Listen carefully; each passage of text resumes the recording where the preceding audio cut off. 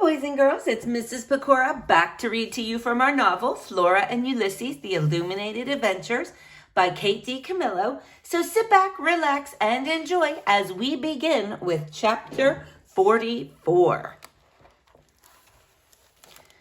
Her Treacherous Heart. William Spiver was wearing his dark glasses. There was a pitzer pop in his mouth. He was smiling. He looked exactly like a villain. That's what Flora's brain thought.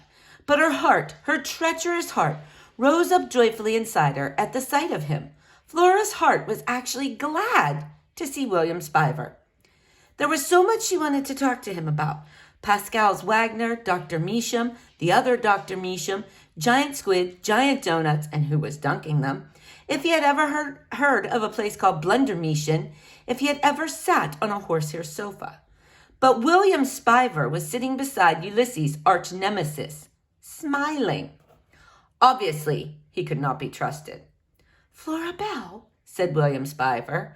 "It's me," said Flora. "I'm surprised you didn't smell me, William Spiver, since you can smell everything."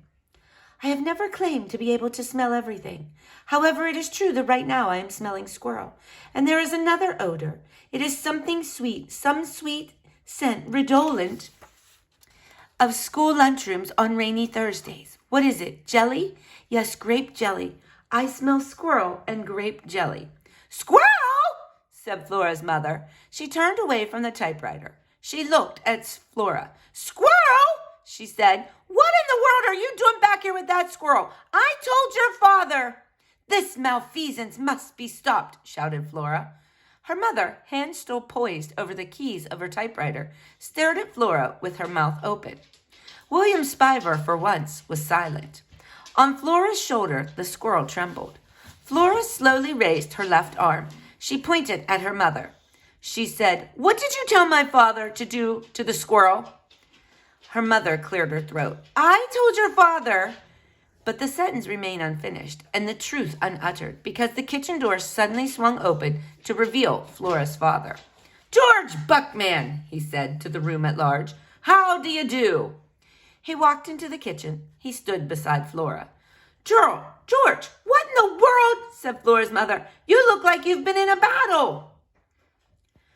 "I am fine, just fine. I was saved by the squirrel." "What?" said Flora's mother. "I was attacked by Mr. Claus. He landed on my head and..." "This is fascinating," said William Spiver. "But may I interrupt for a moment?" "Absolutely." "Who is Mr. Claus?" "Mr. Claus is a landlord and a cat, a large cat.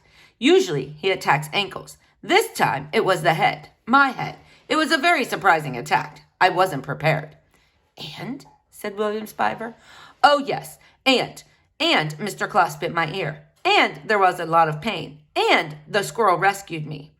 "Have you lost your mind?" said Flora's mother. "I don't think so," said Flora's father. He smiled hopefully. "Can't you handle the smallest task? I asked you to take care of the squirrel situation." Flora felt a wave of anger roll through her. "Quit speaking euphemistically," she said. "Quit calling it the squirrel situation. You asked him to kill. You asked him to murder my squirrel." Ulysses let out a chirp of agreement, and then the kitchen became as silent as the tomb. Chapter 45. 4 words. "It's the truth," said Flora. "You told Pop to kill Ulysses." Having denounced her mother, Flora now turned her attention to William Spiver and his betrayal. "What are you even doing here, William Spiver? Why are you in the kitchen with my mother?" "He's assisting me with my novel." William Spiver blushed a bright and otherworldly red. "I'm delighted that you find me of some assistance, Mrs. Buckman," he said. He took the pitzer pop out of his mouth and bowed in the direction of Flora's mother. "I must admit that I have always had a certain facility with words, and I am terribly fond of the novel form. Though my interests lie less in the area of romance and more in the speculative nature of things. Science fiction, if you will. Fact blended with fantasy. An extended meditation on the nature of the universe. Quarks, dwarf stars, black holes, and the like.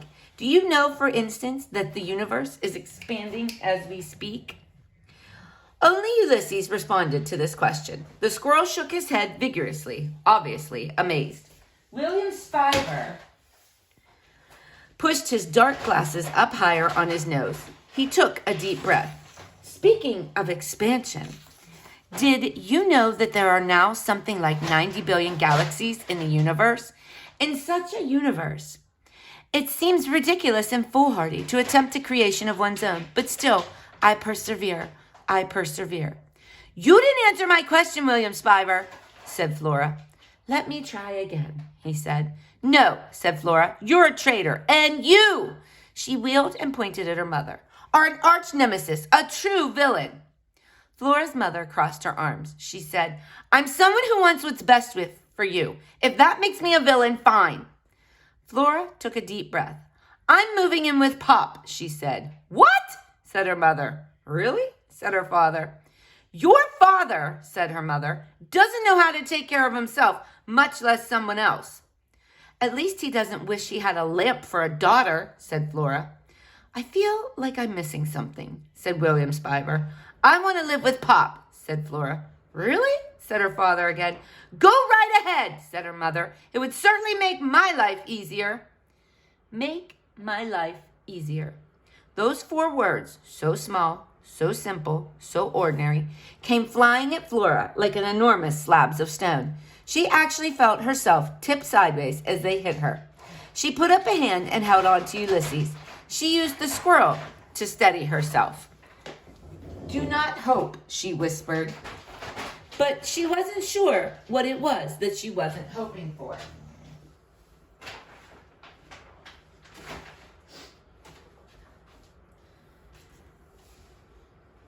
All she knew was that she was a cynic, and her heart hurt.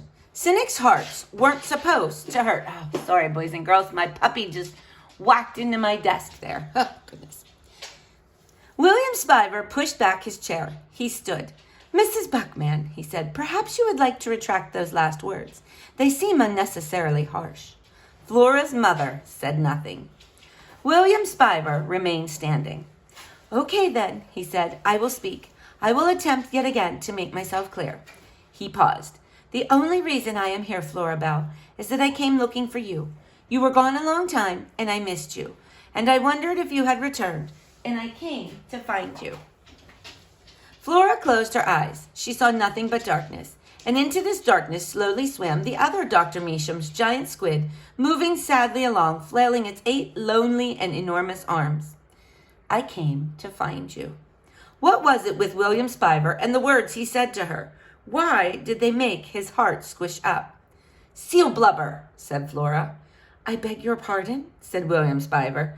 Ulysses gently pushed against Flora's hand. And then the squirrel leaped away from her. Oh, no, said Flora's mother. No, not that. No, no. Ulysses flew over Phyllis Buckman's head. He went high and then higher still. Yes, said Flora. Yes. All right, boys and girls, we're going to stop there for today. Stay tuned to see what happens next in our novel.